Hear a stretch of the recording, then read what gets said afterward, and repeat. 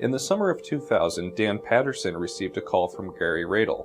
His daughter, who worked at a camp, was on a counselor appreciation outing.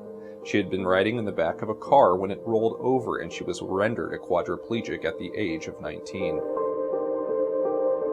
This case was an 11-year battle to obtain compensation for a very seriously injured young woman for whom the defendant refused to be accountable. After deciding that workers' compensation was not the right avenue for this case, plaintiff's attorneys learned that the camp where Jennifer had worked had an insurance policy with substantial coverage. We made the decision to go forward with the UIM claim after Tom Roberts spent an entire day reading all the insurance policies, which stacked about this high, and came in and said, I think we can make this claim. This was not a given by any means, that there was uninsured motorist coverage here for Jennifer Radil.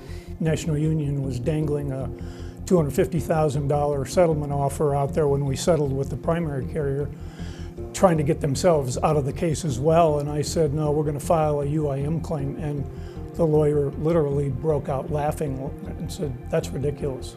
Mike and Brad and I then batted this around and around and around.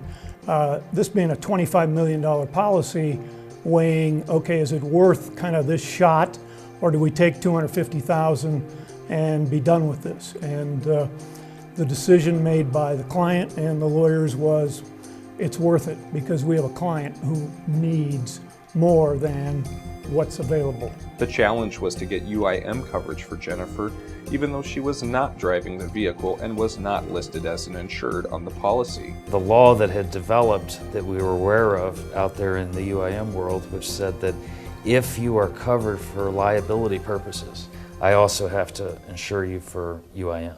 The plaintiff's attorneys successfully demonstrated that Jennifer would have been covered by liability and therefore is eligible for the policy's UIM coverage.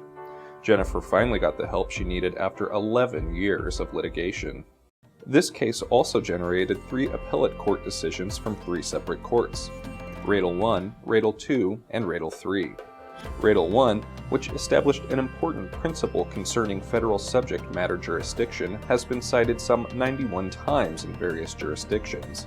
Radil 2 has been cited for several important principles of insurance coverage, and Radil 3 for significant points respecting arbitration causes and their effect.